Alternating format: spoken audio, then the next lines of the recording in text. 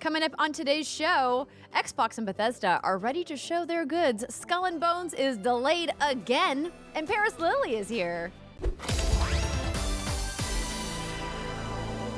What's good, everybody, and welcome to another episode of the What's Good Games podcast, your source for video game news, commentary, analysis, and funny stuff every Friday. I am one of your hosts, Andrea Renee, joined by Mrs. Rihanna Manuel-Pena. Hello, what's good? Good to see you as always, my friend. And we're also joined by Brittany Brombacher. Hello. Hello. Hello. That kind of reminds me of that caterpillar from The Labyrinth. Now I'm going to be thinking about, Jared's hair the whole time. I watched that once with you and Steimer when we were tipsy. And it was the most amazing thing you've ever seen in your life? Is that what you were about to say? Excuse me, have you seen the movie Clueless? Oh, Okay, true. this is a debate for another time because we also have a very special guest, podcast host, content creator, apparently wonderful barbecue chef. Parris Lilly is here. Thank you so much for having me. Parris, I say apparently because I've actually never tasted your barbecue, but it always looks delicious when you post about your fancy grills. Well, and you stuff. know what? We're actually local, so we need to make that happen. Right? And I can honestly say Khalif isn't local, and let's keep it that way because you don't want to try his food. Are you talking But about thank you one for having Khalif me. Adams? Is that who you Yes, were I referring am. to? I am. I've actually never tasted his barbecue either, so I don't know whose is actually better. And you don't want to. I was going to suggest a cook-off, blind tasting, but it sounds like we shouldn't. No, be you want to cheat and make sure you're eating mine and not his because you don't want to do that. Noted. Well, I'll bring the wine, you bring the BBQs, Yes. and it will be one big party. Well, we're glad that you're here. I know that this has been a little while in the making. You happened to call us out on your show, Gamertag Radio, with your co-host, and it was brought to light, and we were like, "Oh, dang, Parris! Okay, it's like that." See, I wanted to be on this show, so I had to make a statement, put it on social media. I literally begged, and it happened. So I'm very happy to be here. Yes, thank you. You never had to beg. It was just about setting up the date. And I'm glad that you are finally here, especially since I'm going to be talking about some of the fun tech stuff I saw at CES 2023 this past weekend. But before we jump into the news, I want to say thank you to this month's Patreon producers, Chewy's Godson, Alex Rogopoulos, Ferris Atia, Justin Foshi, and Punctified. And welcome to our Patreon community, Ty the Dude. We appreciate all of your support at patreon.com/whatsgoodgames. And we also have some new podcast reviewers. Britt? We do. Chatia.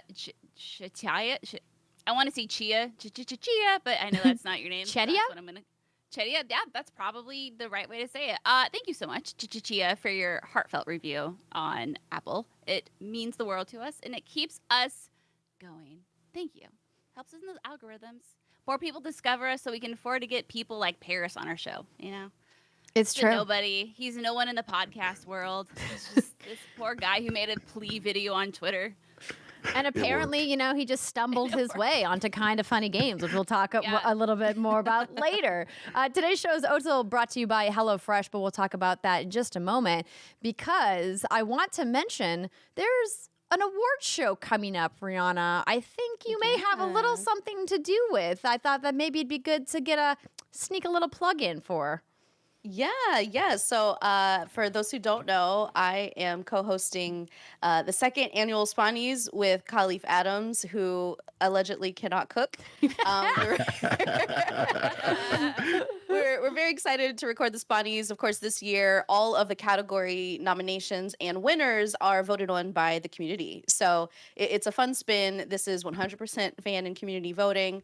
There is no panel of judges or mysterious figures in the background pulling levers for their favorites. We try to do our best with the Game Awards, okay? We do what we can. But yeah, this is going to be a lot of fun. There's definitely going to be some titles that you probably haven't heard of and haven't played yet. So be sure to tune in. We're going to be filming that very soon up at a studio that Parris is very familiar with in San Francisco. Oh, well. We'll leave that as a big question mark. And are we still talking about this other thing in housekeeping, or is that just... Oh, let me look. Yes. Also, I'll do a quick pickup. And also, I've been very busy.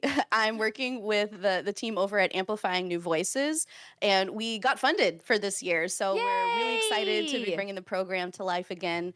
This is going to give marginalized developers across the entire globe the opportunity to come to GDC.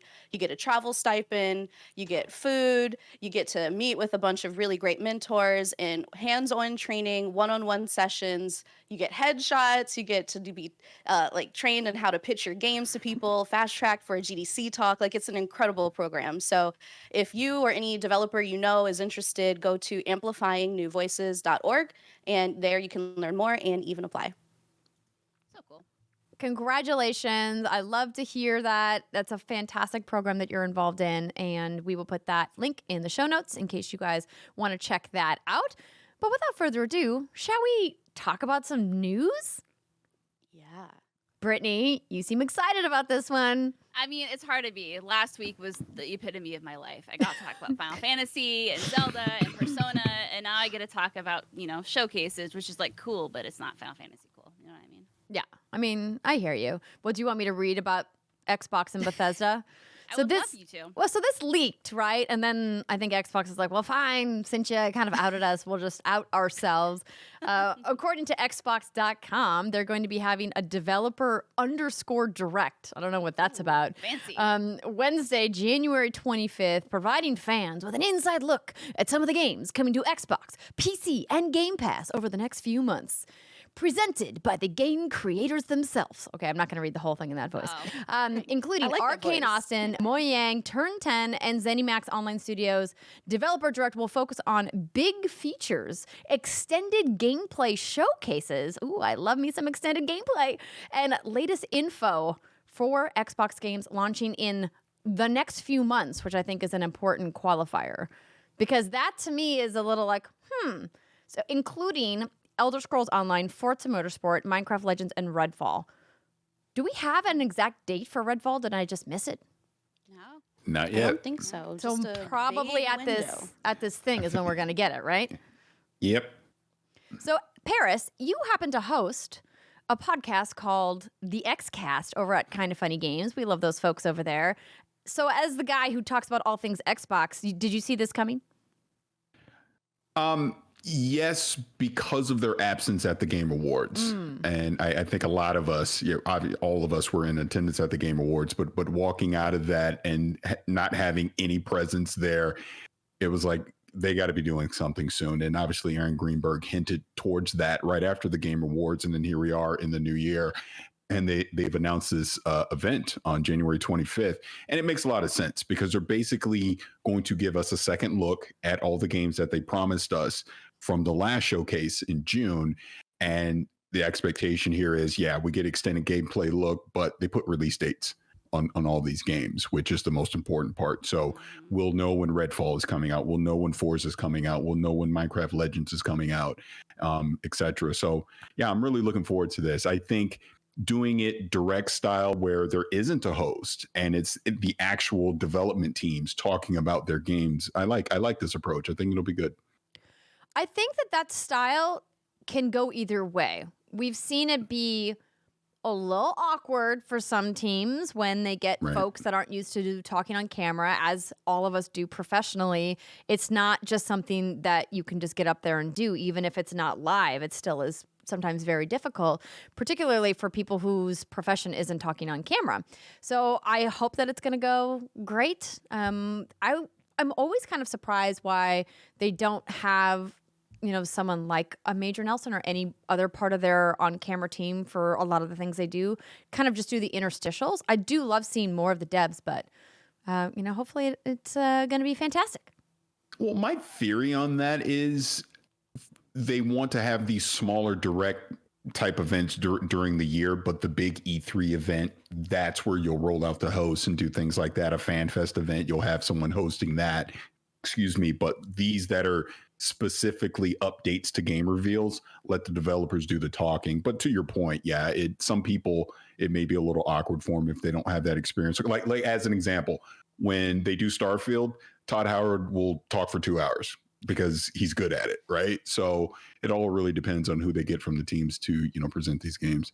And I also think of the Nintendo Indie World Showcase. I think that's what I can't keep track. But whenever they do talk about some of those warm and fuzzy and impactful games, it really does make a difference when you get the development team on there. And yeah, you can tell they're not used to speaking on camera, but I think that adds the bit of the charm. And I think there's that sweet spot, right? Where it's like, don't make them like go into a whole like monologue, but Right. talk about what they're passionate about and what they know. I think that's the sweet spot. But I'm excited for this live stream. I know I was kind of throwing some shade earlier, but I love Xbox.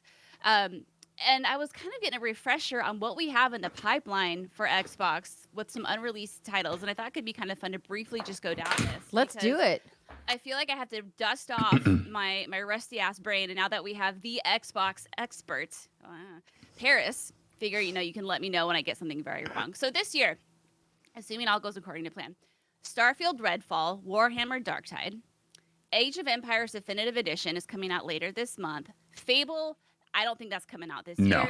No way. But that's still in the pipeline. We have State of Decay 3, which we haven't heard from in a hot minute. Where is that game, Paris? Is there like a recent update that I'm just not They've aware not of? said a word. I don't so think that we don't game's know. coming out this year either. No, absolutely not. I'd be surprised. Everwild, and that's the Rare game, right? And that one has just been like peeps, nothing on that one. Mm-hmm. The Outer Worlds 2, no way this year, but that's No. something that's happening. Obsidian's been way too busy. Yeah, you have Senua's Saga Hellblade 2. Now that see this- could be like yeah. that could be this year for that. I think that would be a good thing for them to put I out. expect that one this year. Uh-huh.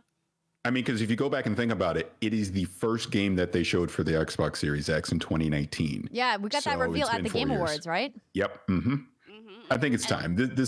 Holiday 2023 feels right. And then there's this one, which definitely is not coming out, Indiana Jones, the Machine Games. No. No. So does that, and then you have obviously Elder Scrolls Online that they're talking about the chapter update for. It's Minecraft Legends and Redfall. Is that about cover it?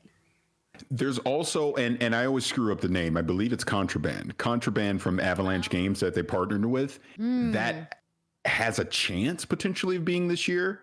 I mean, the rest of them, like Perfect Dark, no, I don't see that coming this year either. Avowed, I do not see coming this year. So I think, the games that they've already announced for the first half of the year, I would expect Hellblade 2 in the second half. Maybe there's a few smaller games. Maybe there's another, I know Jeff Grubb kind of alluded towards Tango having a Pentiment, in size type of game coming from them that potentially could be this year. It looks like they're going to have a pretty strong partner third party lineup, day one on Game Pass type games like is it Lightyear Frontier, I believe, is one of the games that they showed last year. That should be coming this year. Replace should be coming this year. Those will all be on Game Pass. Stalker 2, which will be, that'll also be day one on Game Pass as well. So honestly, this should be, with the delays plus what the, knock on wood, should still have coming here in 2023, all of that should combine to arguably one of the biggest years Xbox has ever had. And I do think they need it. After not really having anything last year, they need to be very strong in 2023. And it looks like they're at least going to start the year off right. Force is going to be huge for them. Minecraft Legends, in my opinion, is going to be the surprise out of all of this. I love Minecraft Dungeons No, I'm with my with kids. you. I think that's like a sleeper hit. I think people forget that Minecraft is still like one of the biggest games in the world and continues to be a humongous community. And that is really the first standalone Minecraft game that feels like it has substantial gameplay. I mean, we've gotten a couple things in the past, but this feels like really good, though. this feels like a really Dungeons was good. big game that is going to do well. Like, yes, Dungeon was good, but I feel like it didn't like break through. Right? I feel like people played it and liked it, and then it was gone. Yeah, it's the game that I connect with my kids with. That's what we'll all hop on and play together. But to your point, I don't think it really got that mass appeal that I honestly think it deserves. But maybe Legends will be that. So Legends it's a strategy game. Is that what a new action strategy game? Okay. Yeah. Okay. And it has multiplayer co-op stuff, which I believe that's what they're going to show off at this direct event. Here we go. Insider look into the PvP multiplayer experience. Okay. Well, I mean, listen, Minecraft is charming as hell, and I think if they put any sort of different kind of gameplay in it, that's different from the actual core gameplay of Minecraft. Like, I'm all in. I just can't get into actual Minecraft, but throw an RPG spin on it, like a RPG game, like a beginning, middle, end. Like, I'm on board. So we'll see. And I know Reed's obviously very excited for Redfall. Oh yeah, It's like yeah. a game. No reason in particular, just the main character. And Just the Layla. person that yeah. I mean, you're just gonna like build your cosplay. It's okay. I mean, I've been building it for the last 35 years. So. Oh, you mean they've been cosplaying you? I think is what you are insinuating.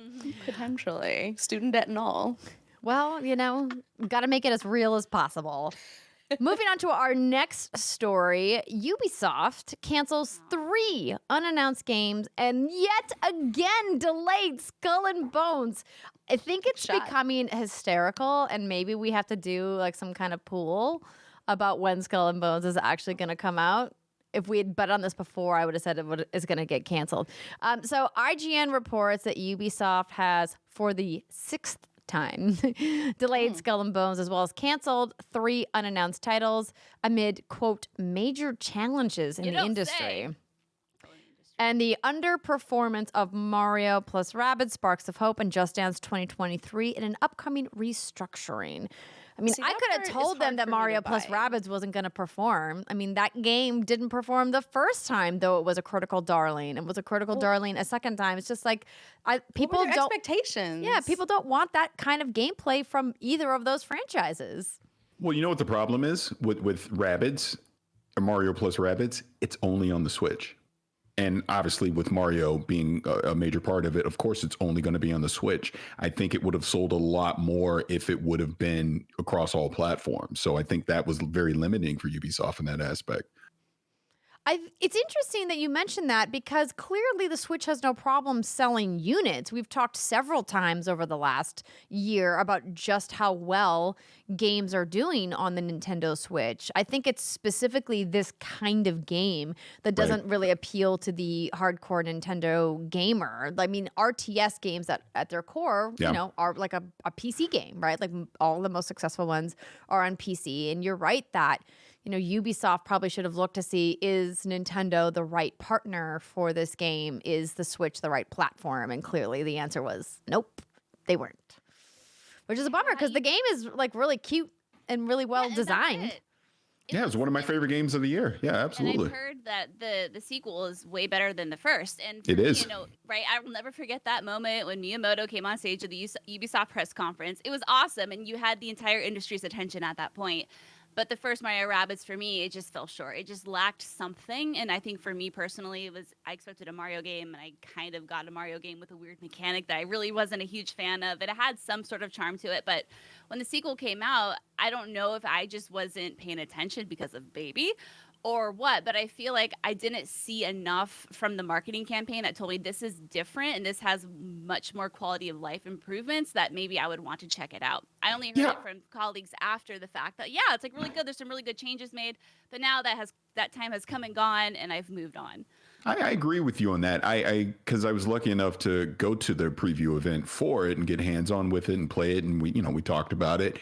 But the marketing around it, there wasn't any type of buzz or anything. There wasn't like a commercial on TV that I saw or anything, big social media campaign surrounding that game. And I think it just came out and nobody knew, to be honest with you. So that's unfortunate, because it was really, really good. It improved upon everything from the first game, which is what you want in a sequel. And I think in my top 10, I think I had it either at 5 or 6. Oh, wow. That's how good it was. Yeah.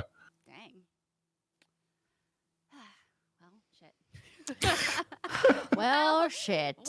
So like Xbox, I also was like, okay, so what does Ubisoft have in the pipeline? And we don't have to go through everything, because I feel like, didn't they just delay a whole bunch of games last year?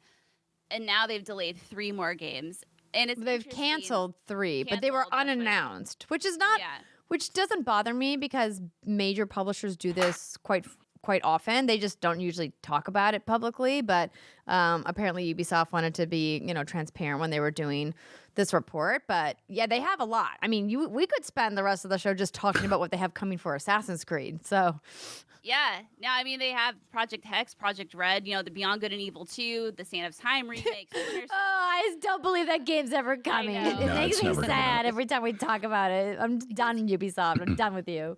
Yeah, because if you look at these are strong. Again, like we have AC Mirage, Hex, Red, Beyond Good and Evil 2, Prince of Persia remake, Splinter Cell, They had Project Q, Project U, which I'm like, I don't know. But then the Star Wars game with Massive, right? I feel like that is a solid ass lineup. If these games would just come out, I think they might be sitting pretty. And the Did you say Avatar Avatar? game, right? Yeah, like Avatar. is doing great. I'm hoping that I get to go see it in movie theater, eventually. But I mean, so hopefully that game does well too. Because when I saw the gameplay of it, looked cool. Yeah. So is everyone over Just Dance now? Are we at that point where everyone's like, okay, same thing over and over? I mean, I was over it a while ago, but I mean, it continued to keep selling. I think that idea of like motion tracking kind of had its moments, and it's going to change. I mean, I'm going to talk, when we talk about CES in a little bit about just how many people are talking about like wearables and all that but jazz. But as far as gameplay, it kind of feels like gamers aren't really looking for that experience. It feels more Very gimmicky niche. now. Yeah. So I have a story. Was this 2011? 2012 E3. It was whenever Kinect was the hot thing for Xbox, right? Oh, yeah. Now, maybe I'm wrong and it wasn't Just Dance. I feel like it was Just Dance. There is a video, Rihanna, Mm-hmm. of me and your husband Mm-hmm. dancing. Hold Yeah, on, let me see if I can find this. Let me see if I can And, find this. It's not good. It's Ooh, not good I'm at all. excited. I remember Dance Central on Connect. That was fun. Yeah, Dance maybe Central, maybe I it will was stand Dance by Central. it. Yeah, maybe If it I'm was putting Dance Central. then. versus Dance Just Central Dance was the has money partner every for time. Xbox, and I know this because my husband worked for Harmonix, was one of the guys who danced to Dance Central all the time. We have a specialty Dance Central 3 Xbox and Connect over in the studio here, still in the box, and we keep moving it around because John's like, we're not getting rid of it. We're keeping the Connect. I was like, I don't want to get rid of the Connect. I loved it. But yes, I it would was love a definitely Kinect. Dance Central. Dance Central is fantastic. Actually has storylines and a way better dance moves in my opinion. It's great for exercise too. I remember. Very I great lost- for I exercise. lost quite a few pounds playing that game. Mm-hmm. See, that's why you say what did you use to describe me when we dance? I'm raw, but I have potential. What was it? That sounds right. You're like, you're raw, but you have potential. And I was like, yes, thank you. You Dance do. Central. You can move. I'm trying to find Also, this shout out video. to the It might Powerline sweatshirt. take me a little bit to find Okay. it. Okay, well, keep on searching. We can move on to the next story. Thanks, Paris. This is going to be great. The next story. HBO's The Last of Us reviews call it the greatest video game adaptation ever made. This comes from the Gaming Bible. Now, one Rihanna Manuel-Pena was there, and she can tell us a little bit about it in a minute. But at the time of writing, which is January 10th, Season 1 of The Last of Us has landed a very respectable score of 84 on Metacritic and 97% on Rotten Tomatoes. The Ooh. Telegraph's Ed Cumming deemed The Last of Us to be, quote, the greatest video game adaptation ever made. He wrote, in its scale, depiction of dread, and its believable vision of friendship and disaster, The Last of Us is a rare piece of television, an adaptation that makes you want to rush out and play the game. Rolling Stones said that The Last of Us essentially is a smarter and much better executed than The Walking Dead, with higher production values and a smaller and stronger cast. The infected are very gross, very scary. Pretty much everyone is just like all over The Last of Us nuts, which is makes me happy because like how often do we get a really good game to film transition? Like it doesn't happen. But Ree, you were there at the premiere. Yeah.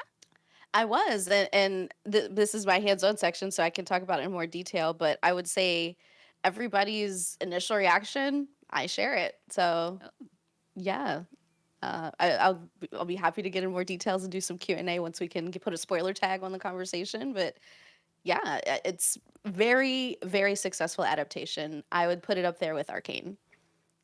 Okay. Okay. I think we all expected a lot out of HBO. They rarely miss, right? Especially with a property this big. I think the team at Naughty Dog is aware that gamers are going to come in with very critical eyes looking at this. So I think it's good. This is good news for everybody. Yeah, especially after recent gamer reactions to a one series on Paramount Plus for a certain Master Chief. Yeah. You know, okay, here's the thing. I didn't hate Okay. that series. No, I didn't hate it. I didn't you either. have to have the right expectations when you go into this shit. you go into it expecting some like, oh my god, this is so good, great. If you go into a Halo TV series expecting to watch Master Chief want to bang some, I don't even know what happened with that whole series, honestly. I just remember being kind of entertained by it and being like, why is Master Chief so horny, or is he not horny? I don't know what's happening. Yeah, it wasn't terrible. It was entertaining enough, but like a good Halo story, I wouldn't say it was that. But that to me is the problem with the series, and I think when The Last of Us comes out here in a few days, it's going to make Halo on the TV show look even worse, in that it strayed so far away from the source material that it wasn't really Halo anymore. Yeah. So that's the disappointment. Not to mention, seemed like they kind of skimped on the special effects budget in certain places as well. So you have this expectation of what you imagine the Halo universe is going to look like in live action, and it came off like something that you would have seen, on the Sci-Fi Channel or something. It's just, I don't know. I don't want to rag on it too much. No, you all valid points. Maybe with The Last of Us coming to HBO and knocking our socks off, this will set a new bar, is what I'd like to say. Of like, this is what I feel like, I look at Netflix's Resident Evil recently and how that was just, and that is one series even I was like, this is so out there. I don't even know how someone thought this would be a good idea. And I think Resident Evil to me is probably what Halo is to you, Parris. Yeah. So again, I was able to look through both of those with very different eyes, but I hear you. At least we know it can be done. At least we know there can be a good TV series. But we're talking about like one episode, though, right? Well, reviewers had the whole series. Yeah. Oh, they did. Yeah. Mm-hmm. Okay. Well, that's good, because sometimes the first couple episodes are good, and then it like jumps the shark like midway through the season, and you're like, oh no, I thought you were gonna make it. It was gonna be great. But I think the special effects stuff is the thing I'm really the most interested in, to see like how they handle the sections with the clickers. And because I mean, doing the intense drama, like the person to person stuff, I know HBO can do that all day long. They could do it in their sleep, right? But it's the getting the kind of like gameplay stuff, the fantasy stuff right, is like, is it going to look cheesy or bad? Is it going to be good? So I guess we'll see. Yeah, and one thing that I think works in the favor of The Last of Us is it is horror adjacent, where they can do a lot of hiding of the effects, right? It's not action based like Halo, where they need to show you these over the top fight scenes and incredible combat and ships exploding in space with sound for some reason, because that's a lot more money. Yeah, they can hide a lot of the terror and the effects behind shadowy corners and things like that. But can I say one other thing on this, and this is slightly tangenting from it. So if The Last of Us, it turns out to be what all the reviewers are saying, and it's really this high production, high quality product that is going to appeal to a wide audience, I'm very concerned. We already know, like Sony as an example, PlayStation, they're doing like a Horizon series, I believe. We know Bethesda's doing a Fallout series. I think we're going to start seeing more and more of these copycat adaptations of these video games, which is great. But to the point we were making before, I now have an expectation of quality. And if these other series aren't coming in at that quality level, you're going to oversaturate the market, and people are just going to start tuning out, even the good stuff. You're going, it's another one of these crappy video game shows. I'm not watching that, even if it is good. So I have a little concern when it comes to that. And I do believe, I want to say I heard that even Bungie is adopting Destiny as well. So I don't know. It might be great initially, but then it might be too much. So I guess we'll have to wait and see. Well, Uncharted wasn't terrible, and I mean, if the MCU is any kind of a blueprint, there's some people who can get this thing right. Yeah, repeatedly. I don't think Uncharted was terrible. I thought it was a very competent action flick. Yeah, thought it was good. I thought it was miscast. I think that's the best way to say it. Yes, of course. Sully was incredibly miscast, and I think young Nathan Drake was miscast as well. It was definitely they both were miscast. I'm like, why is Spider-Man hunting treasure? That's all I can think of the entire time. It's so tough when you get a face like Tom Holland, who's like known for this really iconic role, and because like the way he played it was not like so different than the way he was playing Peter Parker. I think we need to get an Uncharted film with adult Nathan Drake. Yes. And sadly, I think Nathan Fillion's maybe slightly too old to play. Yeah, even about 10 in years his too younger late. days. Yeah. So What's interesting too is I feel like the anime adaptations kind of knock it out of the park. Yeah. I've heard nothing but good things about Castlevania. I haven't seen it, and Arcane. All of you have seen it. You said it's amazing. And Cyberpunk Edge Runners too. Yeah, and I just started that. I'm on maybe episode 4. So good, and even Dragon Age Absolution is really great too. So maybe we just try to shift everything to anime. It feels Yeah. like you can keep that fantasy alive in that platform, in that medium. Great voices don't age. exactly. That's right. No. All right, everybody, let's take a quick break. When we come back, we're going to talk about what we've been playing and what I saw at CES. Stick with us. We'll see you in a minute.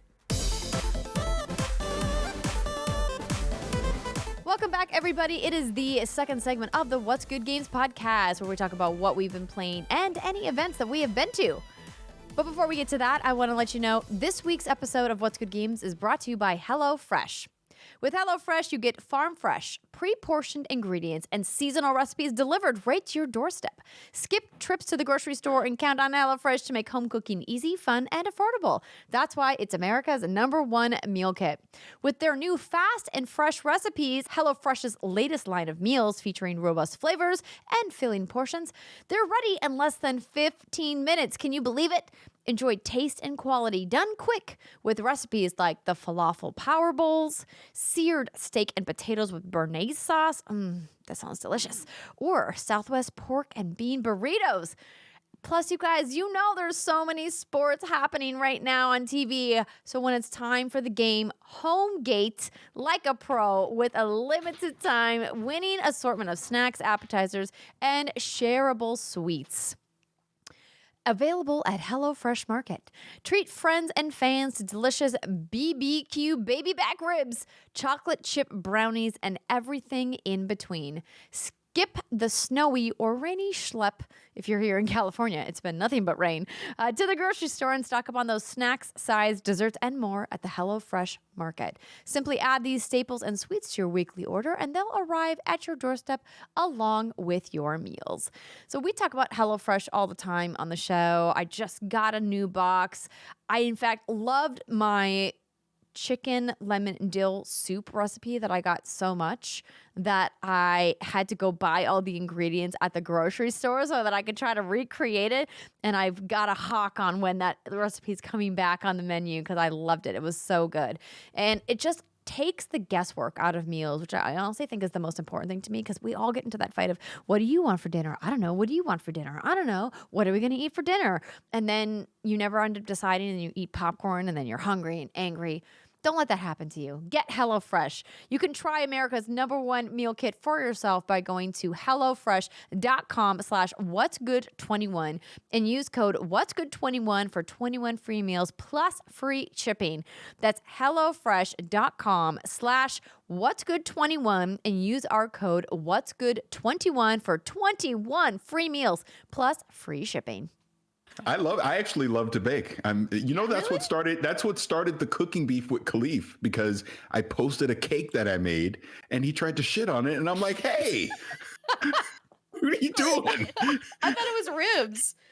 No, it started with a cake. I made a You cake. went after your cake. Yeah. Oh no. Oh. Wait, why did he go this? Okay, this makes me kind of upset because baking is very difficult. It is. And I've Yes. never seen him post anything about No. baking except his hot takes about oatmeal raisin cookies, which we're going to pin for a moment because I know he has a sidekick in that argument. Yes, he does.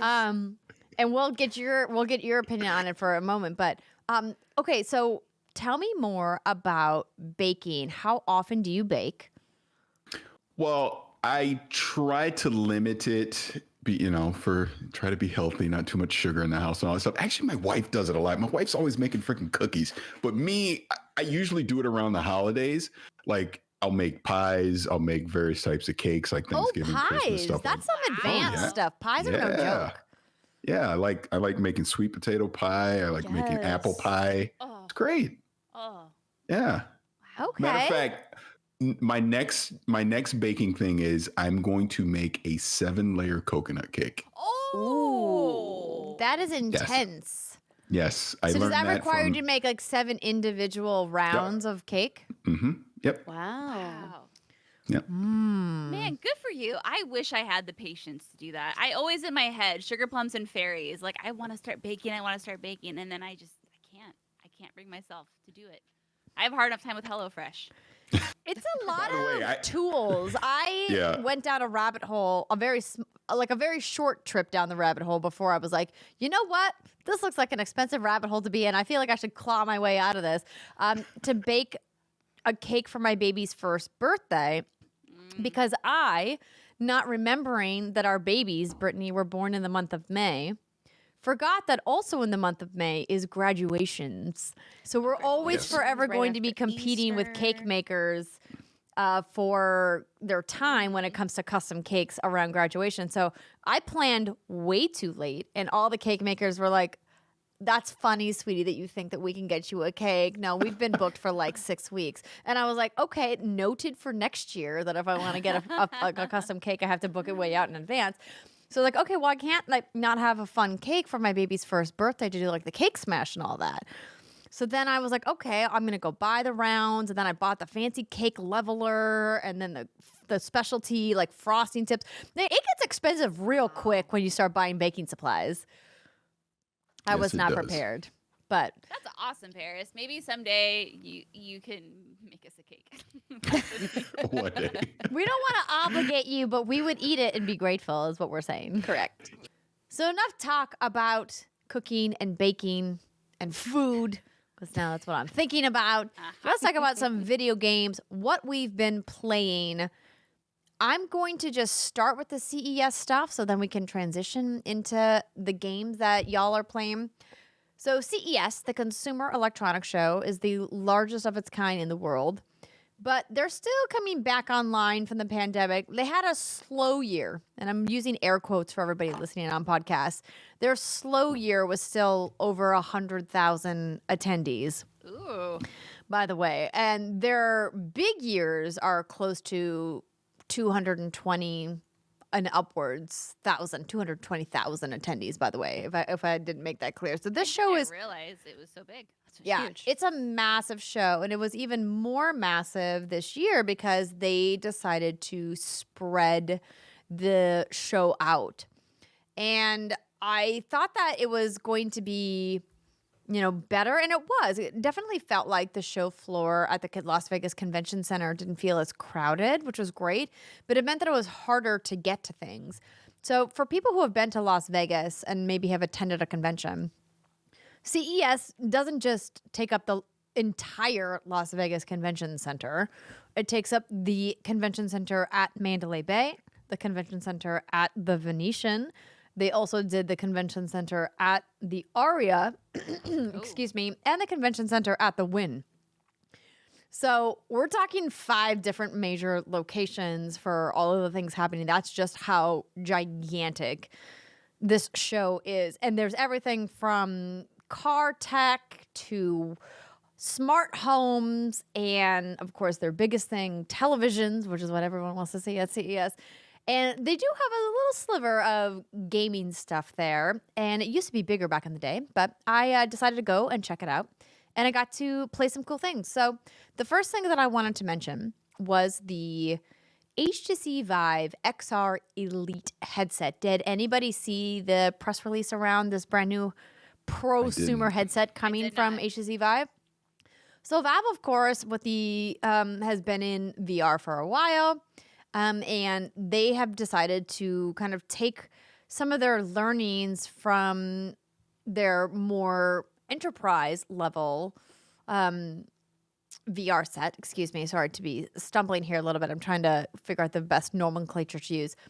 And they're like, hey, we're going to make something that is taking the tech that is more enterprise and private company level and bringing it more to market. And it's interesting that we're seeing some VR companies do this because I definitely don't want to even intimate that VR is dead, because it's not. It's still alive and well. We're about to see PSVR 2 come to market next month. But I think it's changed, and I think that people's appetite to spend money on a dedicated headset has also changed. And I'm going to be curious to see kind of how this does when it eventually comes to market. So the announced price point was $10.99, so $1,100. By the time you're buying accessories and games and stuff, you're probably spending well over $1,200. So this is like no small investment. And what I think is interesting about it is that they are kind of splitting between the high power of PC VR, the things that you connect directly into your PC, your tower, that take advantage of the onboard processing and your graphics card and all that, and the like things like Quest 2, which are fully wireless. You have like a little battery pack, and you get some really great immersive VR experiences, but they're definitely like less fidelity, not as high powered. The visuals aren't as crisp and all that. And they're kind of splitting the middle there, but the price point is the thing that I'm like, I don't understand who is going to buy this. Like, who is this for exactly? Especially with the things that I saw there. So I got to do a couple of different demos, and one of them was this canoeing game where they have these wrist straps that were unveiled last year for the Vive that you can essentially attach to any device, and the headset tracks them. So you could put them on like a baseball bat and do that, or virtually any kind of object that you can clamp these things to. And they just clamped it to a kayak paddle. And I was like, this is cool, but like, why do I want to do this? And I $1,200 a fucking canoe. Like, I mean, yeah. In your living room, like with children and electronics. I must feel a seagull shitting on my head to make this as realistic for $1,200 fucking dollars. And that's the thing that's I absolutely see where this could be life-changing for a very specific group of people. When you think about people who are mobilely impaired, or other people with disabilities who are trying to have these really like virtual experiences, I think that those are really awesome things, but it's such a small percentage of the population that is going to be using and accessing those in a way that is going to, I think feel meaningful. That I'm still like, I don't understand like why this is still a thing. I played a game which took advantage of the pass-through. So this headset has a pass-through, which means that when you have the headset on, there's a mode where you can kind of like clear the screen. You can see through like you're wearing a set of regular glasses. And there's a couple of the headsets that have this now. And it's fine. The fidelity just isn't good enough, I think, to justify the cost, and the experiences just aren't fun enough to justify the cost. So I played a game where they showed me I was playing up against a wall, and it opened up these portals on the wall, and some aliens came through, and I was using one of my hands to like shoot them. And I'm like, as somebody who plays a lot of video games, and I've been covering games a long time and covering VR for a long time, I was just really disappointed about, like, it just didn't feel fun enough. I was like, this is not a headset selling game that you're showing me. And it was tough because I was talking to the developers, about it. And I was like, so are you going to add like another hand? Because I literally was using one hand, and then my other hand was just kind of like dead at my side doing nothing. I was like, what am I doing here? If this isn't at least matching Beat Saber, why are you even showing me this game right now? I don't understand. I don't understand what this demo is. And it was tough because the headset was the lightest headset I've ever put on. It was super light. You could take it off. You could wear it with the battery pack, wear it without. And the big thing I saw at CES was this idea of mixed immersion is what they're calling it, technology, where they're combining virtual reality with augmented reality. So you hear a lot about VR and AR. AR has really kind of been on the wayside for a while because it's only been private enterprise that has been investing in AR, because the only experiences that have been really compelling that we've seen so far are things like Pokemon Go, right? And most people turn the AR off for that game, right? They're like, hey, I use too much battery power, turn it off.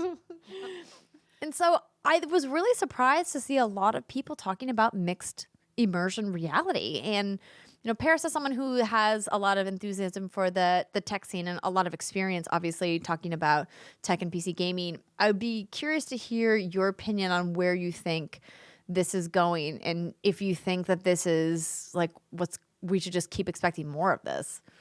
So it's interesting, and Alex should take you back to 2020. I was going to get a Valve Index at the time because Half-Life Alyx was coming out. I was always very hesitant with VR. I go, I'm not going to invest in the 1.0 product. I'm going to wait until 2.0. And I kind of felt like Valve Index and Half-Life Alyx was that opportunity. Pandemic happened. I go, let me save my money. I didn't buy it. And it was interesting that you're saying even this headset coming out is $1,200. And it seems like it's even more limited than what the Valve Index currently is. I'm not getting a Valve Index. I definitely would not get this device at $1,200. I am going to get the PlayStation VR 2. Mm-hmm. I feel like I understand it's still pricey, even at that price point. I believe it's $550. But I do want to invest in it somewhat so I can start having some VR experiences. Obviously, PlayStation coming with the Horizon Call of the Mountain, I believe it is. But Beat Saber is going to be on PlayStation VR 2. I can't imagine Valve does not port Half-Life Alyx over to that product. So that at least kind of dips my toe into VR. Like you just mentioned, AR is coming. We know that Apple is working on something. I know Microsoft, I got to test out HoloLens when they were kind of experimenting with like Minecraft and Halo and things like that. And I think they've shifted HoloLens over to more of a consumer product now.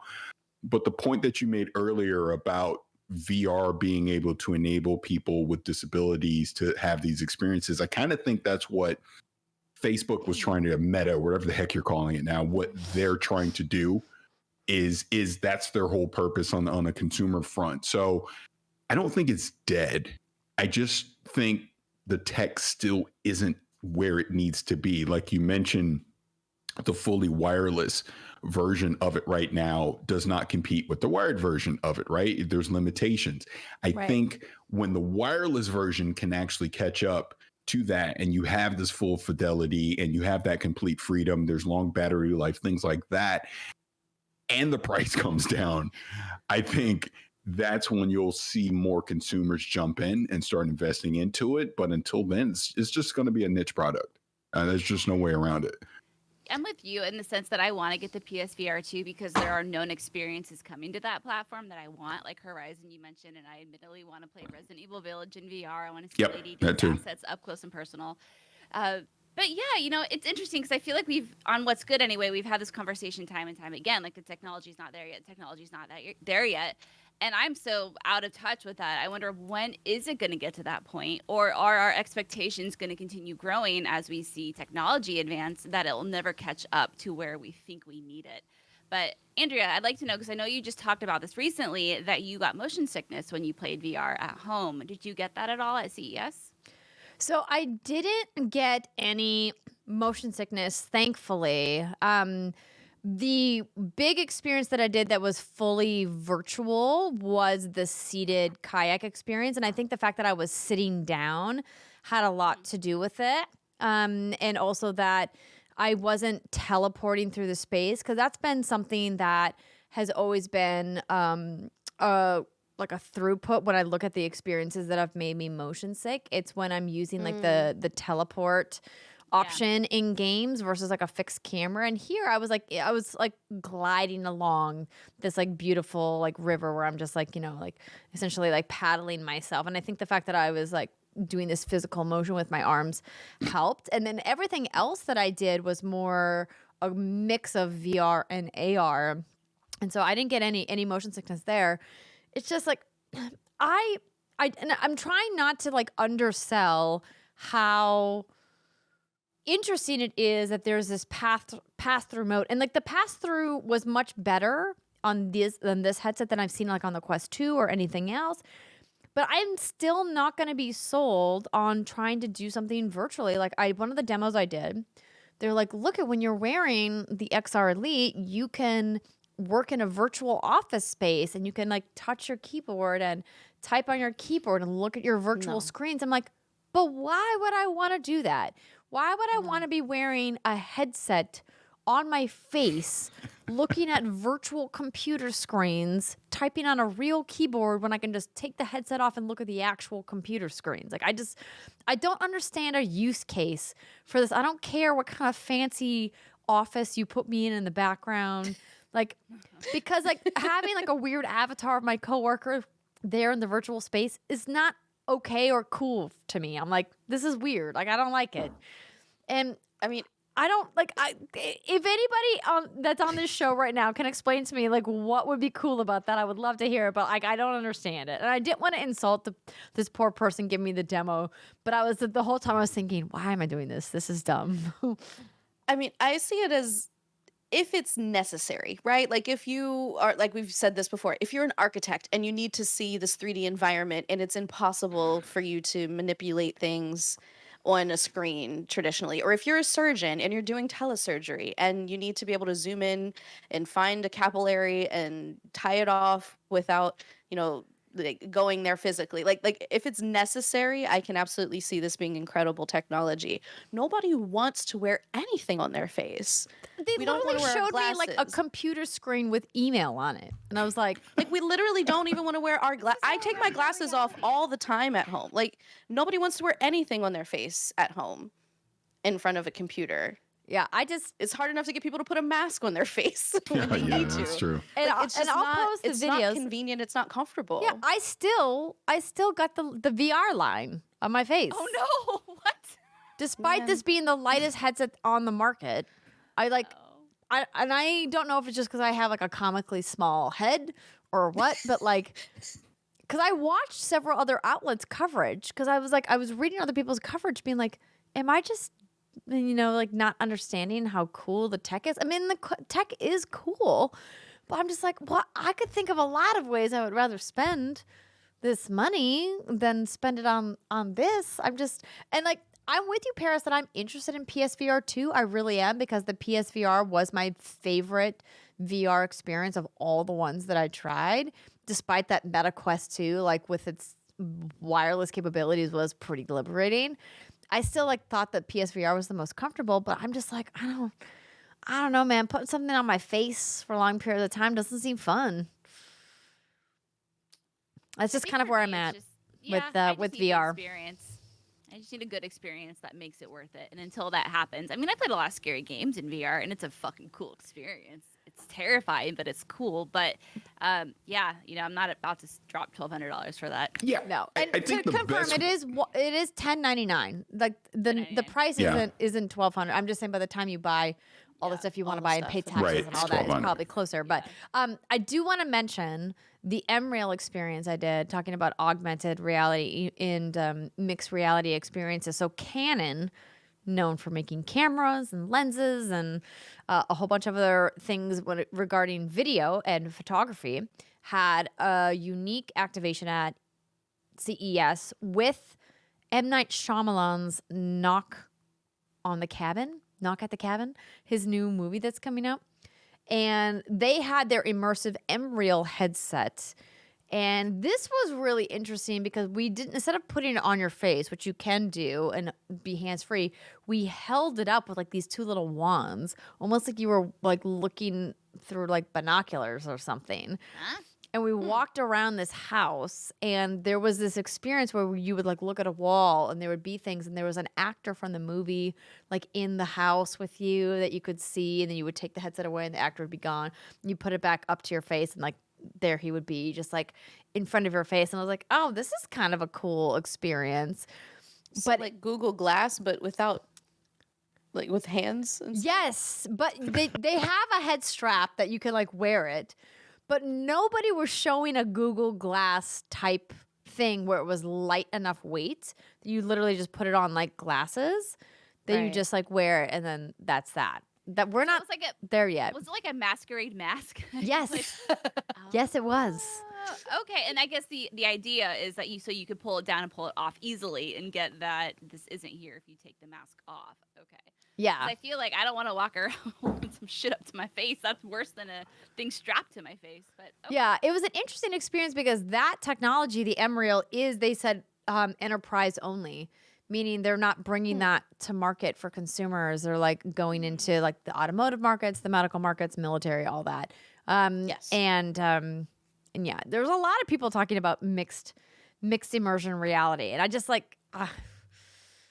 I still keep thinking, who's going to buy it? But apparently, the United States government, that's who. Yeah. That makes sense. Responsible for the T virus outbreak, partly the United States government. I'm just saying. in. Yes, and I Sounds want like to Resident Evil.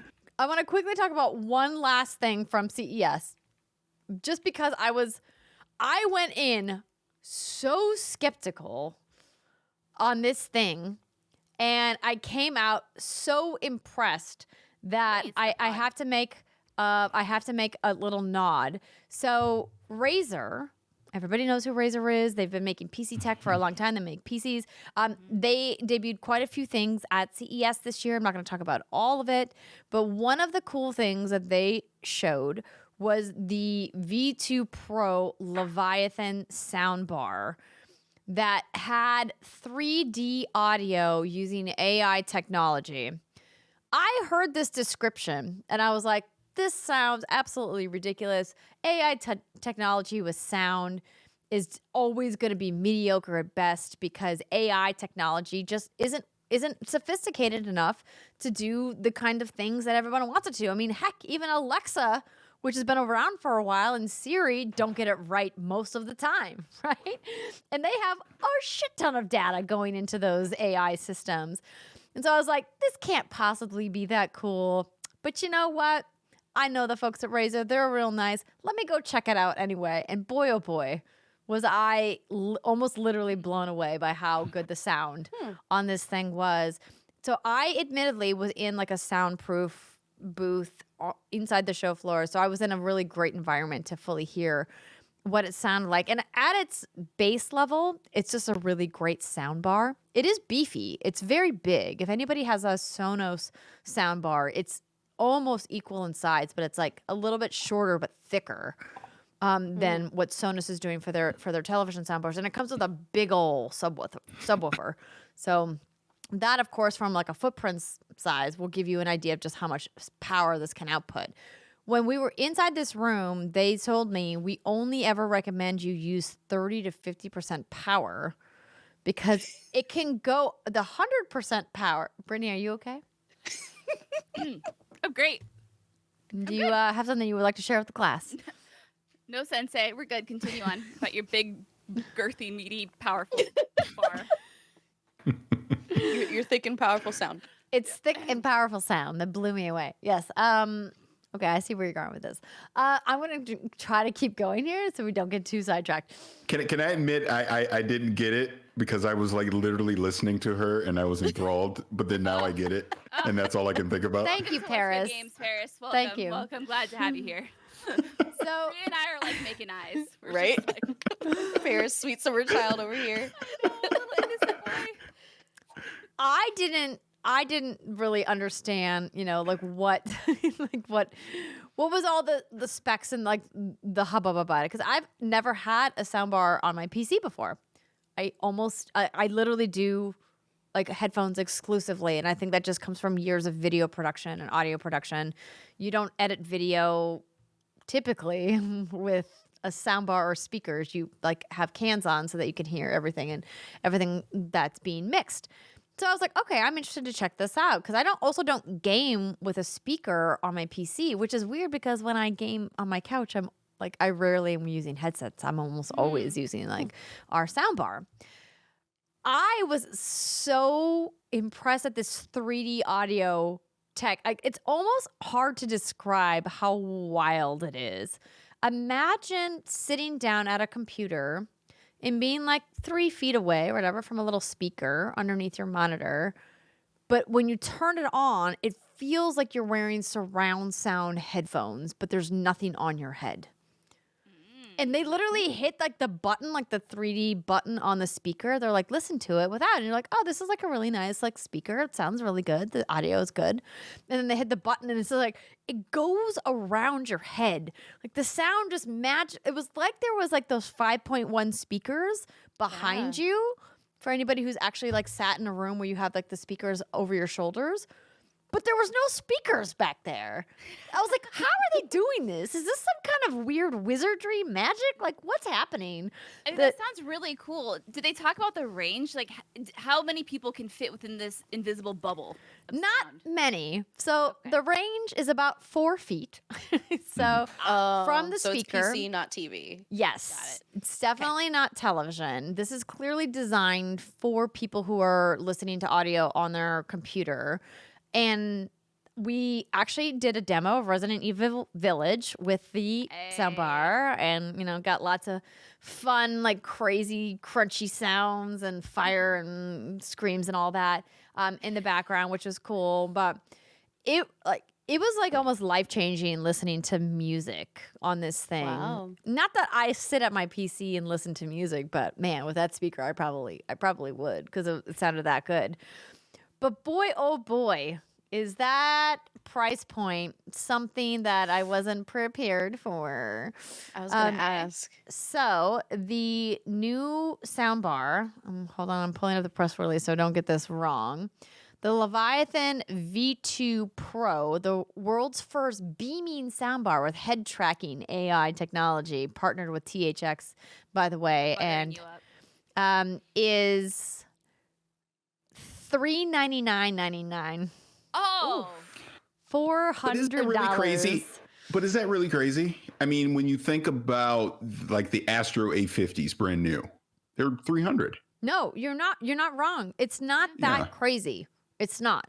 If you're only going to be listening to it via soundbar. Yeah. But the thing that's missing that the Astros have is a microphone. That is true. Right? Also, so I think the about fact people that who you are can't gaming move it to the multiplayer, living right? room. and the portability of the soundbar. Yeah, you versus the can't use it headset. anywhere but a few feet away from you. Yeah, and like the subwoofer is beefy. It was very big. And like the soundbar itself, I'll post. I thought I posted photos online, but if I didn't, I'll make sure to post them before the podcast comes out. It's not small. Like it's probably 40 inches long. Oh, Like it's wow. it's Oh. big. So bigger than most average monitors if you're using a multi-monitor setup.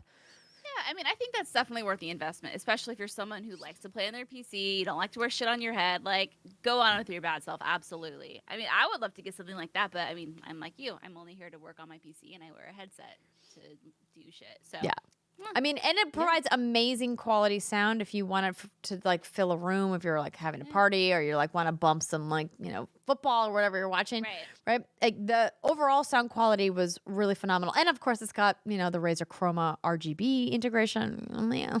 I like me some RGB integration, and a bunch of other like bells and whistles that come along with it. But I mean, I just wanted to give them a shout out for like how cool the tech is, like the head tracking part of it.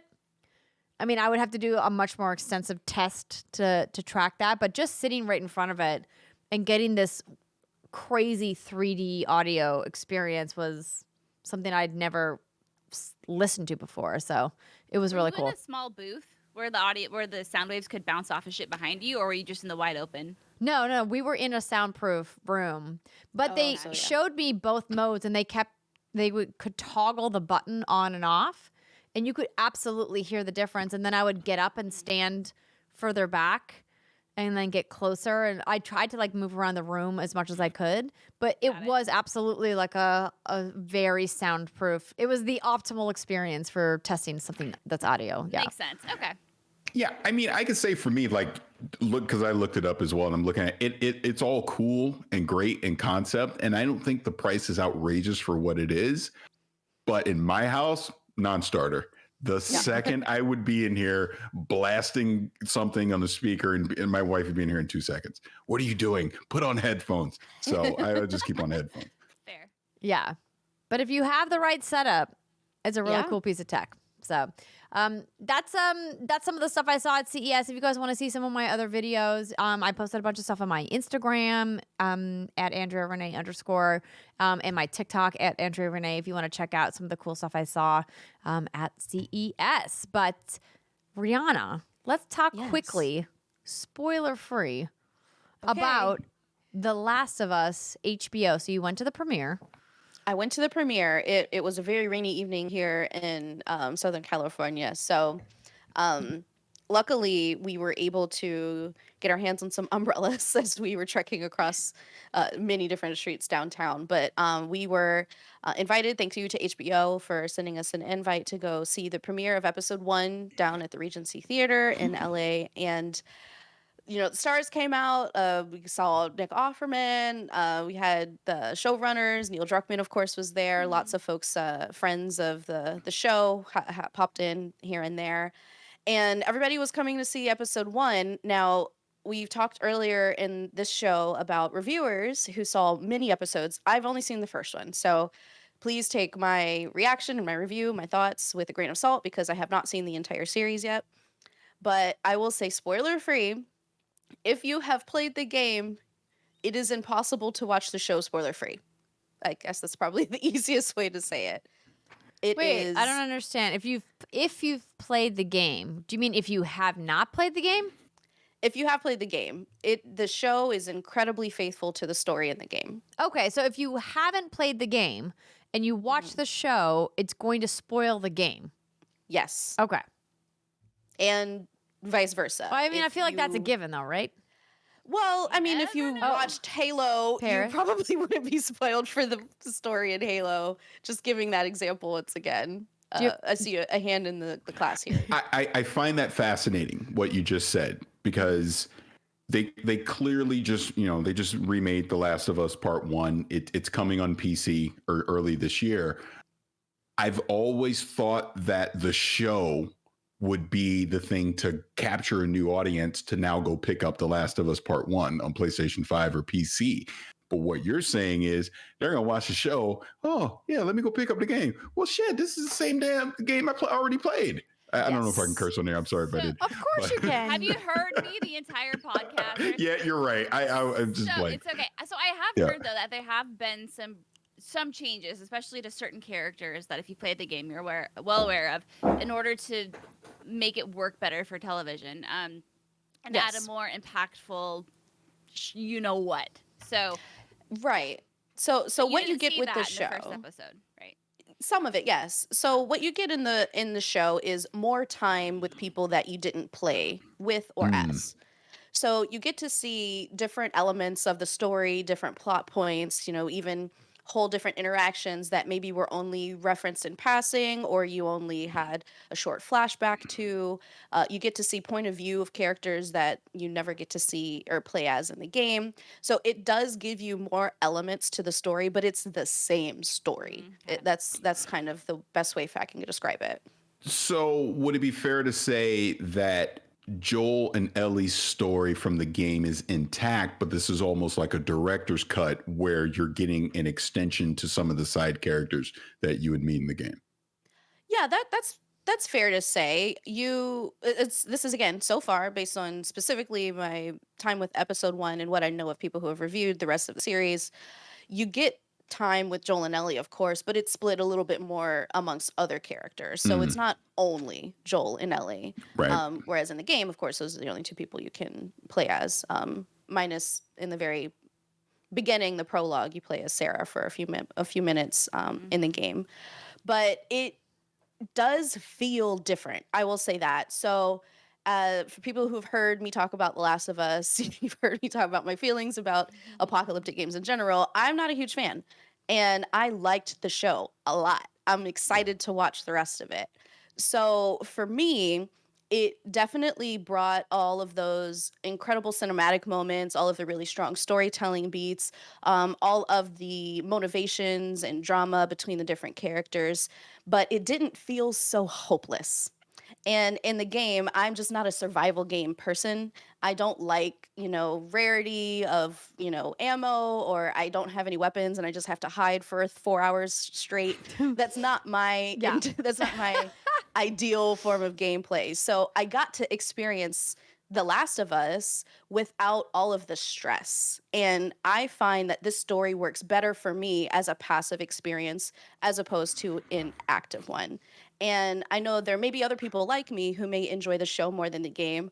There may be other people who, as you mentioned, Parris, a use case, have never played the game and might think they like the game after they've seen the show and try to go back and play it and find otherwise. But who knows? But I will say the changes that Naughty Dog made with the remake of Part 1, I think have made it much more approachable. I mean, we have commended them on their accessibility design Very true. multiple times. true. And I think now is the best time to play that game because, when that game first came out, it was brutal. I mean, it was brilliant, but brutal.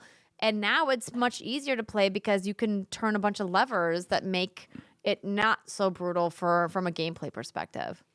Yeah, be and really I curious. definitely did that in The Last of Us Part 2 with the accessibility features when that game released. I crawled through almost the last 5 hours on my Hell belly yeah. so that the enemies couldn't see me because I was so sick of playing it, but I wanted to know what happened. I get it. I'm going to be really curious, to Paris's point earlier, to see what the sales of The Last of Us look like after the show. Because I think about The Witcher, but I think why that was, maybe, I don't know for sure, that was so successful because that told us stories of Geralt that we had only really ever heard in passing during The Witcher, right? The Butcher of Blaviken. Like, that was a really cool thing, but you never actually got to see that acted out. At least I don't think you did in the game. No, it wasn't so, because it was a book only thing. Yeah. It was a book only thing, Right. yeah. And the books are phenomenal. So by people watching HBO and then they're hopping into the Witcher game, they get to experience Geralt in a new way, shape, and form, right? And so to them, that's probably very exciting. And then word of mouth spreads, etc. But because it is like a almost 1-to-1. I mean, I'm being dramatic probably when I say that, but I'd be curious to see what those sales look like. So, I'd say it's much closer to 1-to-1 than any other adaptation Yeah. we've seen. And then bringing it to PC, I think, is at the right time, right? Because not everyone's going to buy a PlayStation just to play this game because they like the HBO series, but they've already got a gaming PC. Or Steam Deck. Because what did they say? March? Is it March that's coming to PC? Ooh, I believe. that's a question I have to thinking of- Google. I as you Google it, I'm pretty sure it's March, but that's about when the show would be wrapping up. So it would Right, be 'cause perfect March timing. 3rd. Yeah, Every March Sunday 3rd. There you go. starting Yep. this Sunday. Yeah. Well, there you go. Wow. Thank you so much. I mean, I think we all on this podcast were excited to watch this show. So you're not twisting anyone's arm, and I think in a specific direction. But glad to hear that it's good and not, dookie, because that would suck. It's not Dookie. Good. And I will say the cast is fantastic. And I won't get into any details about who or what or why, but they are all So- very good. And we actually do have one of the actors from the game playing their character in Marlene. So if you're a fan of her character, you get to see her in real life. So Ree, can you do me one favor though? Sure. Can you talk to HBO and let them know to never invite Danny Pena to any of that stuff again? Wow. How did I know? Wow. I just knew. I knew it. Something. That'd be hard because then I can't go. So Boy, oh boy. Parris. What I'm really trying to say is invite me. I want to go. Oh my goodness. Well, We'll argue let's for a transition +2 into talking next about time. another Sony game that you are playing on PC that isn't The Last of Us Part 1, but is Spider-Man Miles Morales or any of these other games that you played. So you have quite a diverse gamut here of games that you've been playing, Parris. So it's interesting when I made the list, when we knew we were doing the show. You can update the went- list, by the way. Yeah, I should have updated it, but I went on gaming hibernation during the holidays. I did not touch a game for 2 weeks because I feel you. like I'm playing games 50 other weeks out of the year. Let me take 2 weeks off. So I've only just now started picking back up gaming again. But right before the holidays, yeah, I was playing High on Life because that obviously had come out around that time. So playing High on Life on Xbox, and it surprised me how much I loved it. If you're into that Justin Roiland, Rick and Morty type of humor, it's absolutely brilliant. The one thing that I did do with that game over the holidays is I went to the theater and I watched the T-Rex movie from start to finish. Like I just literally sat and watched the whole thing. This is hilarious. But I played that, like you alluded to, PC-wise. Sony came out with Miles Morales, Spider-Man Miles Morales on PC. So I'd been playing that on PC, just replaying again. I just absolutely adore that game. It's a short experience. It's almost like a glorified expansion from the first Spider-Man game, but I just loved the story that they told from Miles' point of view, and even playing it, I think it's like the third time I've done the ending, but even that ending again, it always gets me. It always makes me almost tear up, what to say, and I don't want to spoil it for anybody.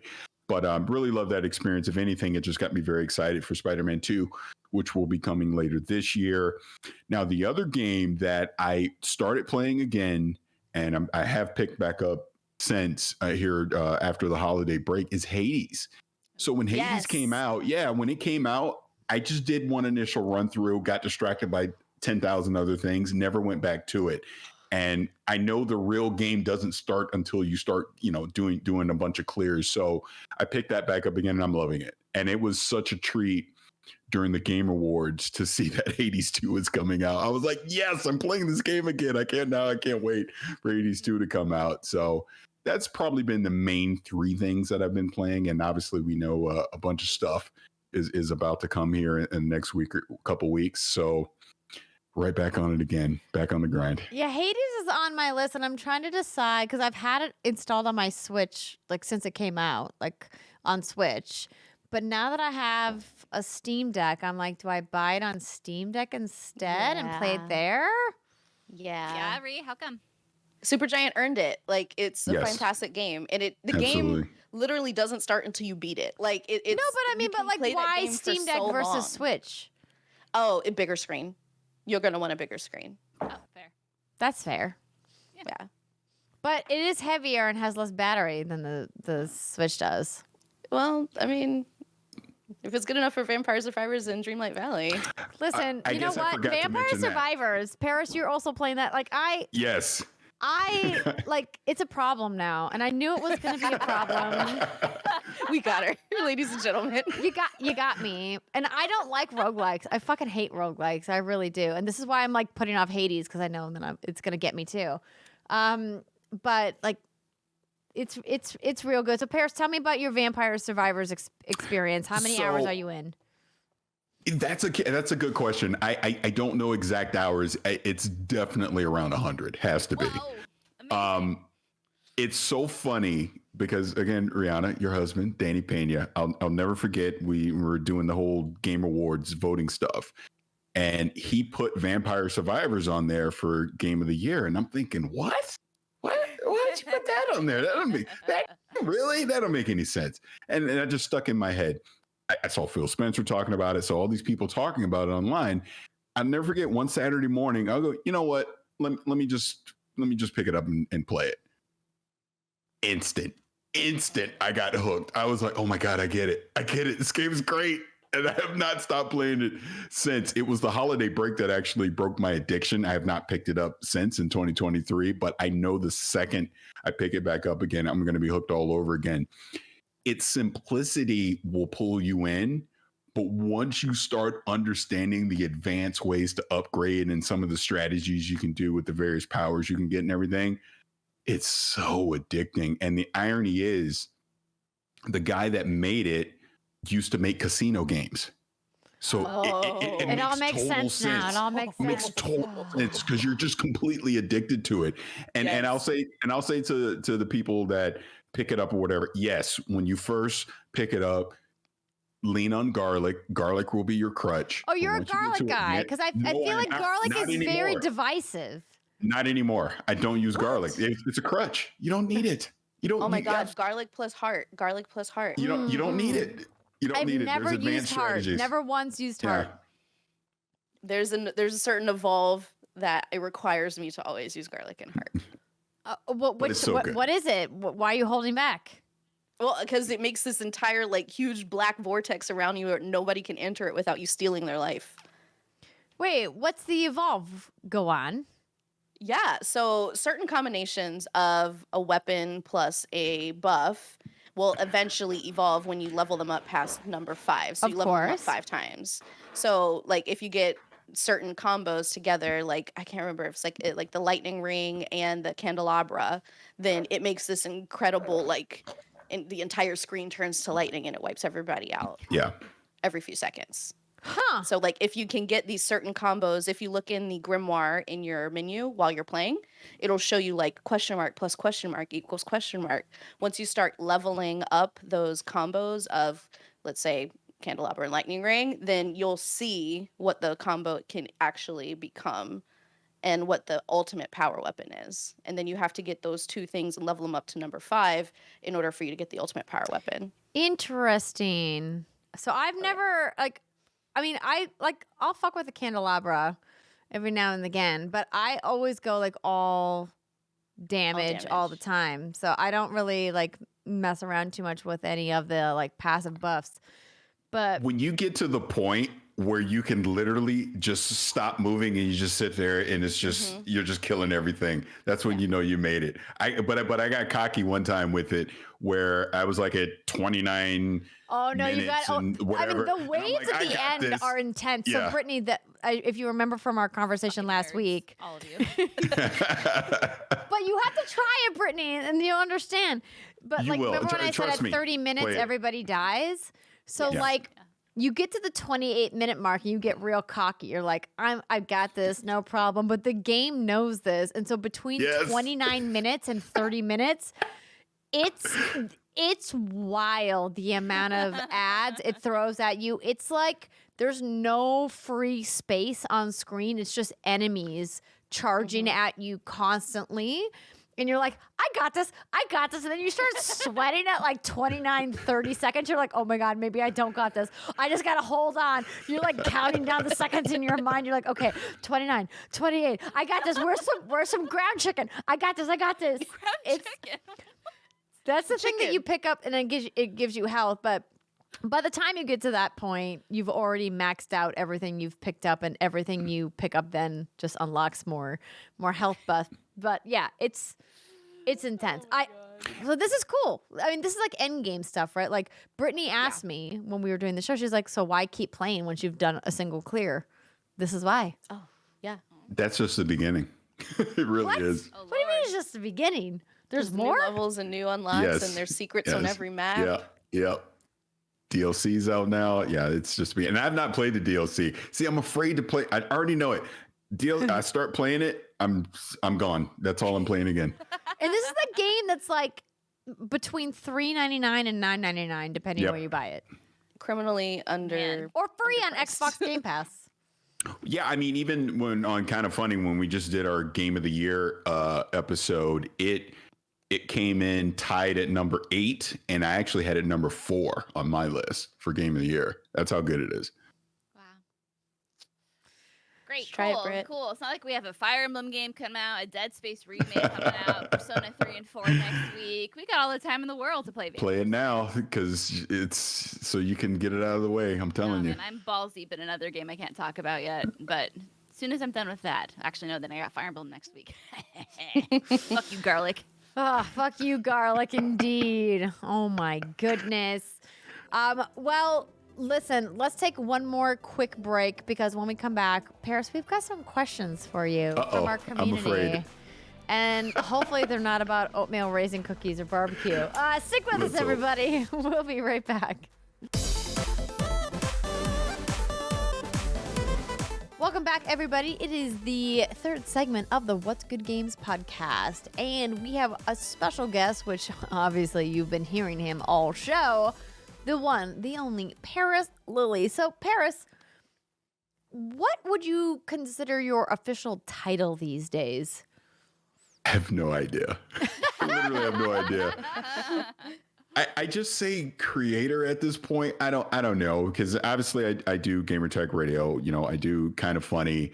You know, I've been able to host some events, things like that. So it's some events, not like any official Xbox events or NBD. No. I still can't believe I did that, by the way. But yeah, I don't know. I just say creator, I guess. I mean, you know, like I was just up at Kind of Funny earlier this week. You're recording a bunch of stuff. And, you know, even Sunday, yeah, Danny and I recorded Gamertag Radio. So it's just, be it a podcast, be it on camera, whatever the case, you know, Creator, just do it. Podcaster, all of it. And I talk too much on Twitter. So there you go. They do it all. I don't know, too much. It. Dude, I'm not saying I've stalked your social, but your social following has just like skyrocketed, man. You're killing it. Whatever you're doing it. I think I make a lot of people mad with the stuff I say on Twitter. Fuck them. I think that kind of antagonistic conversation quality is popular, right? Like it's a thing I think people like to have, people with opinions. And obviously you're not one of those people that makes a following out of people who love to hate things, which is good, because no. you know, that has its Honestly, dark place on a corner of the internet. But yeah. you're not afraid to have opinions on the internet, which Right. I think is important. Yeah, I'm to the point with my social media. I tweet, and then I just keep moving. I do not go back into the comments because I just assume it's going to be chaos no matter what I say. That's interesting. So you are of the mind that you're like, I just want to like get it out there, but you don't engage. No, I don't. Other than the way I have Twitter set up, like if one of you were to respond to me, I would see it. So I'll respond to that. But just the general responses to people I follow, I would have to actually go back into the tweet to see it. And I don't do it. I stopped doing it because it's just a lot of negative stuff. And I don't want to deal with that. There's no point to trying to win an argument on the internet. It's like, it's my opinion. I said what I said. And you just keep it moving, right? Now, if I said something really dumb and I need to correct myself, of course, someone's going to tell me and I'll go back and do it. But other than that, no, I just say what I say and I just move on to the next thing. So we talked about you having a day job, but when did you kind of transition into doing more content creations as a creator? Is this something that you saw yourself doing? Did you kind of fall into it? No, here's a funny story about this. And, I've said it a bunch with Danny. Danny's what got me into this, first and foremost. I always give Danny credit because I would not be here talking to you today if it wasn't for Danny. And that was all the way back in 2006. And, I would do the podcast. Is that your way of saying Danny's old? Is that what we're saying? Danny's well, old? I'm old too, so I'm telling him myself. Listen, but I'm right there with you. I say that as a fellow old. Yeah. But, it's like I did the podcast, just the typical standard gaming podcast. What have we been playing this week? And and you do that. And I was just consistent with that for a while. Got around about 2011. I stopped doing it just because it wasn't fun anymore. And then took a break. Danny and Pete basically pulled me back in 2013. And then I was just doing Gamertag Radio. And, we would do the podcast every week like we would normally do, go to E3. Go, if there was like some review event, I would fly out, do that stuff. But honestly, it was the pandemic. If it wasn't for the pandemic in a weird way, I think I would have been done. I was very close to being done around 2020. I just was like, do I really need to do this anymore? But then the pandemic happened. We're all stuck at home. And I just got lucky with a bunch of different opportunities. IGN pulled me in to do a bunch of stuff. Greg Miller secretly recruited me, and I didn't realize it at the time. Next thing I know, I'm doing stuff on Kind of Funny, and now I'm obviously on XCast. Secretly recruited. Funny story. So, Game Awards 2019. Greg and I knew each other. Like, I'd known of Greg, right? But it was never any real conversations. So, at the Game Awards 2019, that was the first time Greg and I actually had like full-on conversation. And I didn't know it in the moment, but yeah, Greg had me on the radar. So before the pandemic hit, I was actually going to go up to San Francisco to Kind of Funny, and we were going to record like a podcast and do some other stuff. Pandemic, it was around GDC time. Pandemic happens. Obviously, that didn't go down. They had started XCast, and Gary couldn't be on one day. And I got to give a lot of credit to Alana. Alana was the one that was like, hey, let's pull in Parris. So then I came on, did XCast. People really liked it. Next thing I know, I'm virtually, being on Kind of Funny, Games Daily, things like that. Alana obviously leaves. Then they pulled me in full time to be on XCast. And then I just start doing more stuff with Kind of Funny, being on Gamescast, other type of things. IGN's pulling me in to do stuff. Then obviously the Xbox thing happened. You did a lot of stuff with Cyberpunk too. Yeah. As much as I love Cyberpunk and I love people at CD Projekt Red, the truth be told, I am flat out honored that I got to host that launch event for the game.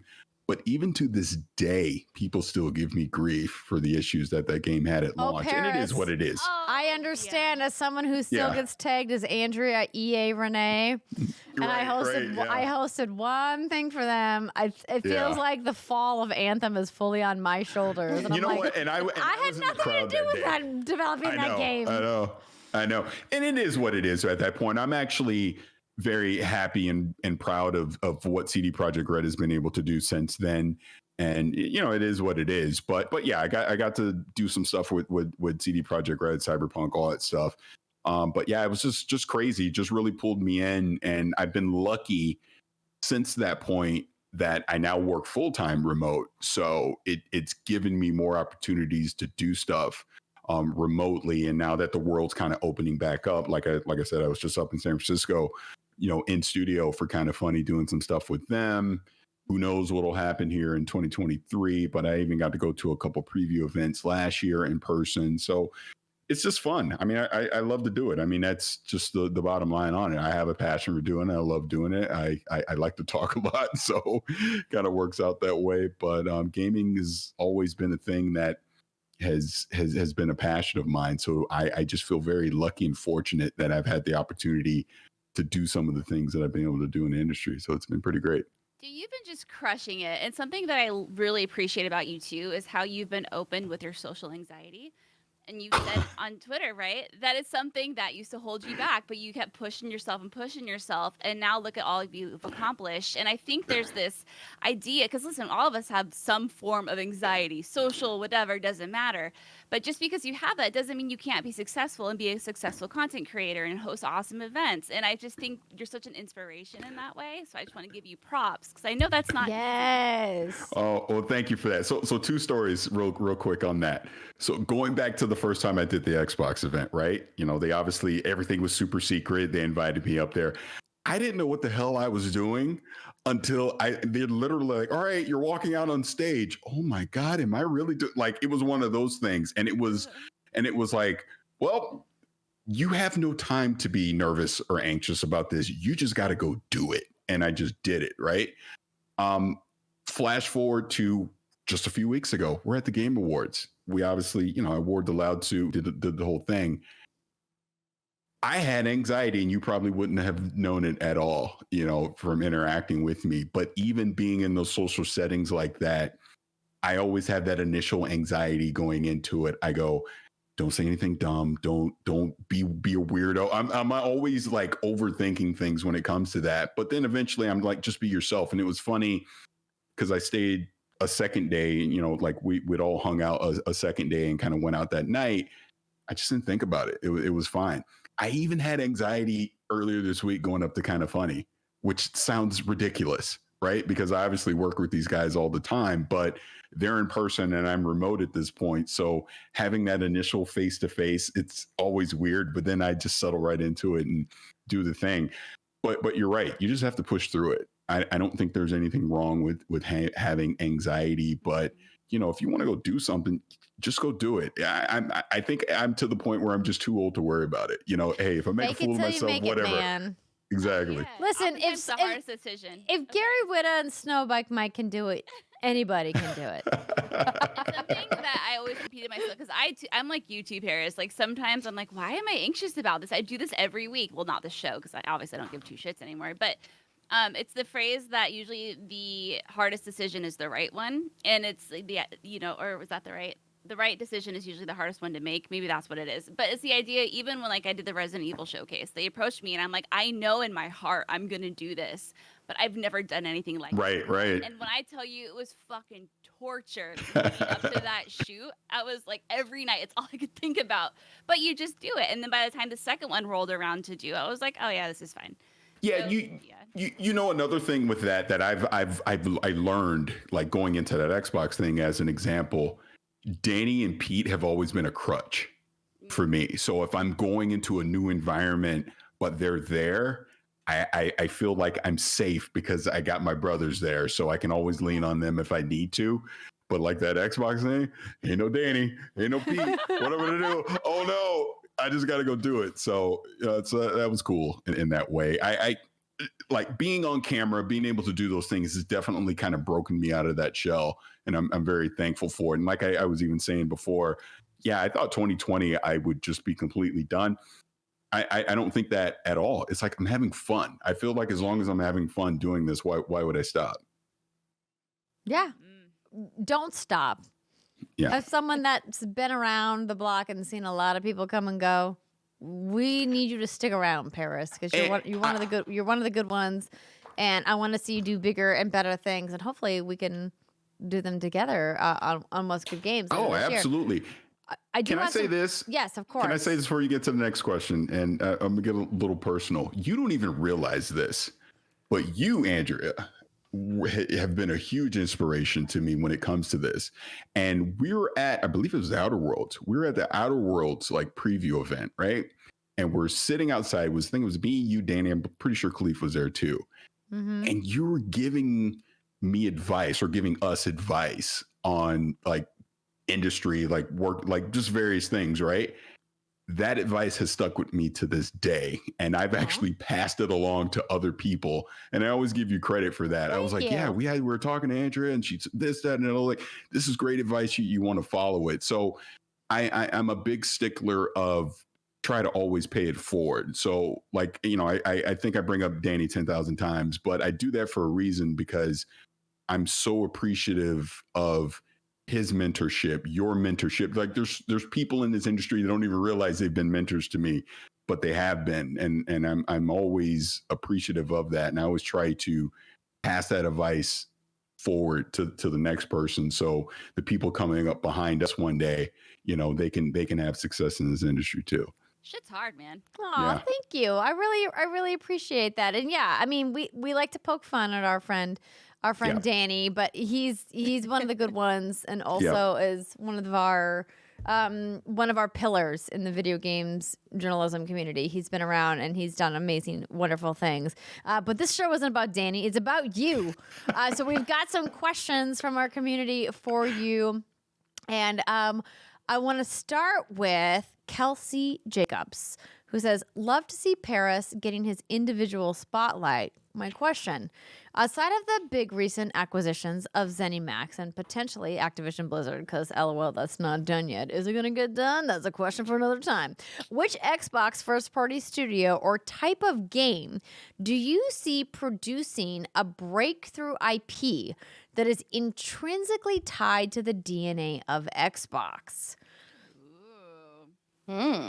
Oh man, that's a multi-layered question, because when this person initially said it, I'm like Obsidian, Avowed. But then you bring up being tied to the Xbox DNA. I don't know when it comes to that part. So I'm going to stick with Obsidian. I've said a million times, Obsidian, when we're going to look back at all these acquisitions and everything that they've done over the past few years, Obsidian's going to be the most important one that they've done. We've already seen it on a small scale with a game like The Outer Worlds. Obviously, Pentiment just came out now, which people are like, why did you make that game? And then people started to play. Even Ree can tell you, I was telling her this when I was in the preview. I'm like, man, why am I playing this game? I don't get it. I said that on the podcast. My opening hours of that game, I was like, I don't get it. Why does everybody love this game? Yeah. And then finally, I was like, okay, wait, I get it. This is great. And I'm loving it. But I think a game like Avowed, like I'm a huge Fallout New Vegas fan. So to think that studio is going to get to make a brand new IP, RPG, fully funded, everything from Microsoft, Xbox, AAA experience, I just think it's going to be phenomenal. I have so much faith in that coming from that studio. So I know I'm not really 100% answering the question, but yeah, I'm just going to say Obsidian and Avowed. I think that's going to truly be a breakout IP for them. Now, do you think Avowed could become that really, really important game, considering Elder Scrolls already existed? Well, and that's part of it too, because think about it. At this point, we're not seeing that till like 2030 or something like that, right? Come on, no, 2030. I mean, let's be realistic here. Okay, we get Starfield this year, right? Yeah. It's Todd Howard. Do you really think he's going to get the Elder Scrolls 6 out in the next 5 years? Yes. I don't see it. Because I don't see it. They showed it like 3 years ago. They talked about the teaser. That was the official announcement teaser was 2018, Parris. The we're working on it teaser was 5 fucking years ago. That game will not be on the Xbox Series X. I think we're getting it before 2030. No, it'll be on whatever the next Xbox is. I don't see it. Hard disagree.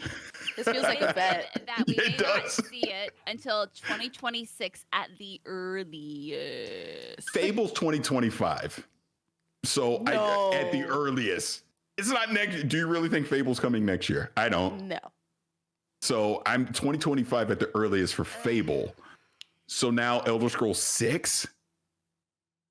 You're thinking Avowed I think comes out. 2026 seems too far for Elder Scrolls. I really do. I'm I think we get Elder 22 Scrolls way before we get. What No, I was but, saying, though, is hot. I'm sorry to interrupt. Let me make a stump for a reason why. Look at PlayStation and how they were unafraid to release multiple big first-party titles in the same year. And this year wasn't the only year that they've done it. They've done it multiple years, and they've all done well and sold well, and they didn't have PC on their side. Xbox has PC as a platform to sell against. I don't think they need to be afraid of holding titles if they're ready. But the idea that Elder Scrolls 6 isn't going to be ready until 2026 when it was announced in 2018 doesn't seem like Bethesda Game Studios to me. Wait. Well, let's back up. So you think it's going to come before 2026? Yes. No, there's no way. There's What? no way. At the earliest, and I don't believe this at all. I really believe 2030. The earliest. No, is you're out of your 2028 for that goddamn game. mind. You're out of your goddamn mind. Don't make me place a Danny Pena bet right now that I think you may have lose, but I'll to. fucking do it because I believe that you're out of your mind. I think you have to. You think 2030 at the earliest. I don't think 2030. I think I'm doing some Googling right now, so don't mind me. There's no way it's coming in 2030. It's coming When do we before think that. when do we think the next Xbox is coming out? 2028, 2029? You think it's not going to be on this generation of Xbox? No way. No way that game You know sees why this it's generation. going to be? Because if they showed a teaser that it's in development in 2018, that means it's already at least a year or two underway. Don't forget, Elder Scrolls 5 came out in 2012. Okay. So like 2030 is unreasonable.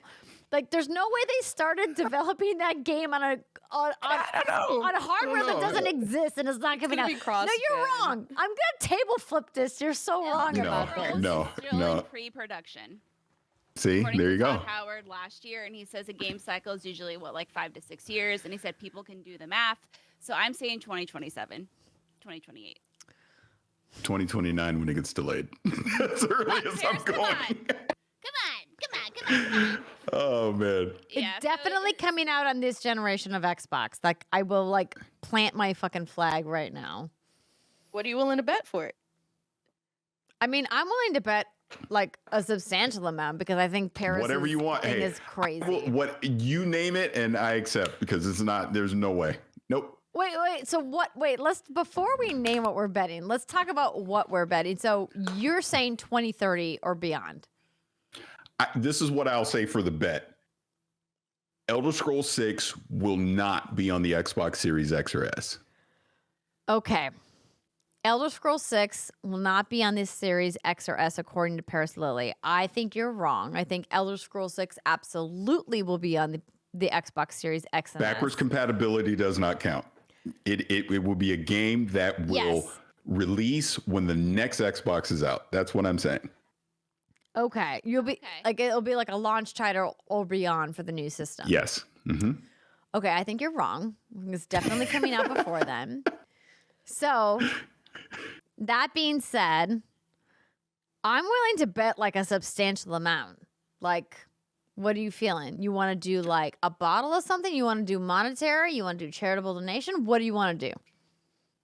Both? We're All of the above? winos. We're winos, so let's do some very expensive wine. Let's do Okay. that. Let's do a bottle of wine valued at least $150 with an equitable charitable contribution of the same amount Bet. to the I'm in. losers, or excuse me, to the winners' charity of choice. Which will be I'm from in. Elizabeth Brombacher. Bet. I'm in. Okay, bottle of wine, charity contribution. I'm feeling good about the wine I'm going to drink because I think you're wrong. Okay. Now that these two chuckle fucks have been arguing, let's just get to some facts, which was last year, I think in 2021. Howard stated that it's going to be probably 15 years between Elder Scrolls games. Skyrim came out in 2011, so if you do the math, 2026, 2027, I would say closer to 2027, 2028, but that's me. So that's what we know as of right now, and it's still in pre-production as of February of last year. Okay. We have our terms. There we go. All right. Looking forward to that money, honey. Man. Hey, for money, you suckers. Hey. See, Rhea and I are smart. We just sit back, let y'all go at it, and then we just reap the awards. Listen, as long as your fandom doesn't like descend on me on Locust the way that Danny's did, and then I had to be like, well, actually, did you actually like listen to the bed? Did you talk to? Because they're all like, he won. I was like, yes, but like it was. I still to this day. Their wording over the whole thing was wishy-washy at fucking best, and that's on Xbox's shoulders. But we're going to move on from that because we have another question for you, Parris. Yes. Well, this is really more of a statement than a question. Daniel Hall says, just let him know it's been too long since we had a cookie fight, and I don't know what that means. Cookie fight. A cookie fight. I don't know what that means either. Probably has to do with this oatmeal cookie business, which, by the way, let's get since we're talking about definitive and divisive things. Oh boy. Which side are you on? Chocolate chip or oatmeal raisin? Which one would I choose? Correct. Yeah. If I had to choose between the two, I would say chocolate chip. Fuck yes, you would! but- Because that's the better cookie. But I like both. Why do you want prunes in your cookies? Listen, you can like both. You can like both, but the one you choose says a lot about Prunes you. with a little cinnamon in it. Oh, it's great. What's up, Yeah. Grandpa? I need prunes with your cookie? Need some help in the bowel department? Damn. No, it's okay to like fruit in your cookie, but we're just saying Oh, oatmeal raisin masquerades as chocolate chip on plates, and people get confused sometimes, and then they get upset. Now, I would escalate this to say my true preference is chocolate chip with walnuts in it. no. Oh what I like. no, you put the nuts in. No. Nuts and fruit do not Yes. belong in cookies. Keep that That's shit. false. But Mrs. the Field best cookie, at the mall, it's the delicious. best cookie actually is molasses, and nobody admits that. Because which you is know a why? problem for Because me. very few people make good molasses cookies, Rihanna. You want to That's know fair. why? You They wanna know always why, dry Ree? and hard, no good. You want to know That's why, fair. Ree? Because this isn't 1879 when they made stuff like know that. what? You don't do that anymore. You know what? It is a natural sweetener. It is. They're soft and wonderful. Where do you think brown sugar fucking comes from? Molasses. Dude, Ugh. Also, if you didn't every know, other cookie is derived from molasses. It is the original. I'm with you. I love a good molasses cookie. Very few people make a good molasses cookie is the problem. Yeah. That's why it's got such a bad rap. It's difficult to make well. Okay, Parris, our last question Sure. comes from KCT. What are your favorite things to do outside of the video game industry? Sports. Yeah. I love basketball. Sports, Yeah. sports, I love sports basketball. ball. I love football. I love going fishing. Yeah. What yeah. else do I just absolutely love to do? Yeah, Wait, where What do you else? go fishing in SoCal? well, again, right by the wineries. There's a lake over here I'd like to go to. But my son and I, we actually like to go down to San Diego. We go down to the Bay, and I like going deep sea down in Mexico. Go tuna fishing, stuff like Okay. that. Hell yeah. Yeah. That's Mhm. awesome. I love that shit too. That's a good time. Yeah. I've never Same. been deep sea fishing. What is it about that's like super exciting for you? When you hook a 75-pound bluefin tuna and that reel just goes out, there's no better feeling in the world. Absolutely love it. Or you get a Dorado on and he comes out and he's just dancing on the water. You're out there in the La Jolla. Yeah, there's nothing better. Love it. Absolutely love it. It's a really tranquil experience. I mean, the Yes. adrenaline of that part. I went when I got married in Bora Bora. One of the things, because my dad loves fishing, he also wanted to take me fishing out there too. Anyway, we did deep sea fishing out in Bora Bora, and that was one of the most magical, beautiful things I'd ever done. It was just so Yes. stunning. And if you've never done it, I know it's like, LOL, find the time to do it. It's like, but So one moment I had fishing, my greatest, I didn't get it, but I almost peed my pants moment is we went deep sea fishing down in Cabo and I hooked a marlin you did. Oh. and he jumped, That's like the goal. he jumped out of the water and almost peed my pants. I was like, oh my God, am I going to catch this? And he got away. But I'll never forget that. That was just majestic to see that Yes. that thing come out of the water. Now, another thing, and this is sad, we got back to the dock and I saw marlin on the dock, like someone caught it and had it there. And all the color like leaves its body and it was just gray. It was almost like Really? Vision when they took the Mind Stone out and he just turned gray. It was sad. I was like, oh, poor I didn't know that marlin. happens. Yeah. So would you The more equate layups, like the deep dream. sea fishing to hunting? Because I know like a lot of people have like very strong thoughts about I never want to go hunting. It's not something I want to do. But it feels like deep sea fishing because like, you're catching such a big animal. Like feels like it's comparable. I guess it could be. I guess I never thought of it that way. I've never done any real hunting. I mean, as a kid, you go shoot a rabbit or something like that, but I've never gone after like elk or any deer or anything big like that, or I've always thought I wanted to go pig hunting. And I Pig know hunting.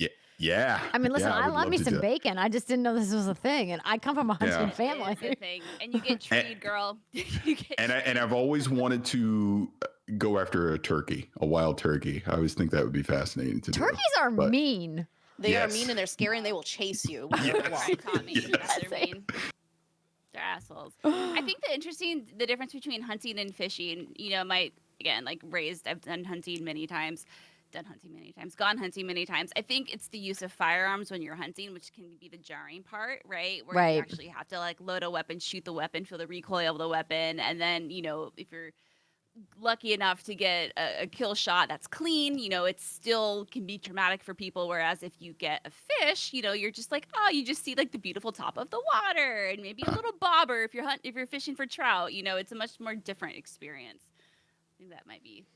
Yeah, it definitely feels like it's less visceral, except when Yeah. you have to actually like. My thing with when I was fishing is whenever you have to like you actually hook something, you have to take it off the hook, and it's like all like moving around. Yeah, I was like, and- oh, I don't want to touch it. Dehead it, clean it, scale it, fillet, all that part. Absolutely. Yeah. I actually Who's like your that football part. team, Parris? Tampa Bay Buccaneers. All right. Aw. Wait, Yeah, why my son- why are we going? Aw. Oh, I don't listen to that. We won the Super Bowl. You can all you want. That's what I was saying. Okay, so like it's been a little rough this season or whatever for you, but like me over here being like Minnesota Vikings fan, being like we've had an amazing season, but we're still gonna find a way to fuck it up in the playoffs. I know it, but like I'm holding out a hope that maybe this is the year we go to Super Bowl because in my mind I'm like, okay. The Minnesota Vikings have had some of the most exciting football games to watch multiple times this year Yes. in the last several years of the NFL. So if there's anybody pulling some puppet strings behind the scenes to say who gets to go to Super Bowl, and there's a lot of conspiracy theories about who gets to go to Super Bowl, not just who wins. Maybe this is our year knowing that like we have been having these wild games to watch. So fingers crossed. Yeah, All I'm that saying. Colts game was insane. I will say this though, Andrea, not to trash talk, it's just the truth. You do not want Tom Brady versus Kirk Cousins. No, Just of saying. course I don't. Like, Yeah, you don't want that's that. not You trash don't talking. want that one. That's not even comparable. I was nervous about Aaron Rodgers versus Kirk Cousins, and the Green Bay had like a shit season. But Aaron Rodgers is like that quarterback that like there's 20 seconds left on the clock and they're down by like 8, and he'll find a way to like throw the fucking touchdown and get the 2-point conversion because he's just that guy. Well, Like, not last week. But Brady is that guy 10 times over. Like I definitely don't want to go up against the Bucks in the Super Bowl. No, if hypothetically the Vikings were able to make it. All I know But- is that New One's had a better season than my Seahawks, just for the sole reason that Yay. Russell Wilson sucked so bad this year. He Broncos did. I have Because said of that trade, we get a number Yes. 5 draft pick next year. Thank you very, very much. Thank you, Lions. Thank you for beating Rodgers. I'm good. I have said multiple times this year that there is an arrest warrant out in the city of Denver for Pete Carroll because he had on a ski mask and a pistol the way he freaking robbed the Broncos. Oh, dude, can you believe it? The way they set that trade up and how Yeah. it benefited the Seahawks. Oh my God, it is just a good time to be alive. That's all I know. It's glorious. Sorry, Russell, you got too cocky. Well, Anyway. you know, that's sports for you.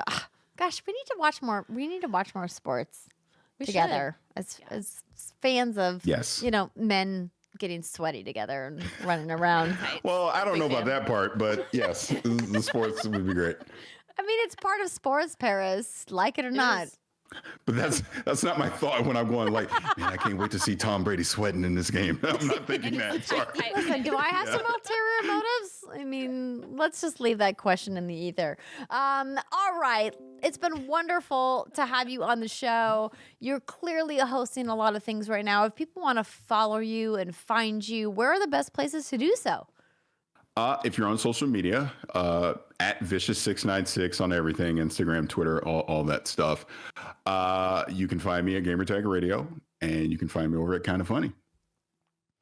All right. Well, we'll have all of those links in the show notes for you below. It was wonderful to get you on the show, Parris. Thank you so much for making the time, and we'll hopefully see you at one of the things happening very soon here in Los Angeles. Yes. Thank you for having me on. This has been an honor to be on with you. As I said earlier, you've been an inspiration to me. It is always a great time when I get to see all three of you in person. Hopefully we get to do it again real soon, but thank you so much. This has been fun. Yeah. Absolutely. And our wine country tour will happen. We'll plan it out. All right, thanks everybody for hanging with us. Someone needs to document this bet as well. Oh no, I have no doubt someone's going to clip that bet and make sure that we all know come 2030 who's going to win 2027. Oh my gosh, it's gonna go on for a while. Look, people got mad at me when I said Fable was 2025. Now do I look crazy? No, I do not. That's all I'm saying. No. Sadly, you don't. I'm holding out hope that I'm going to be right, not just for the wine, but for my game playing desires. All right, everybody, that's it for our show. Enjoy your weekend. We'll see you next week. Bye. Bye.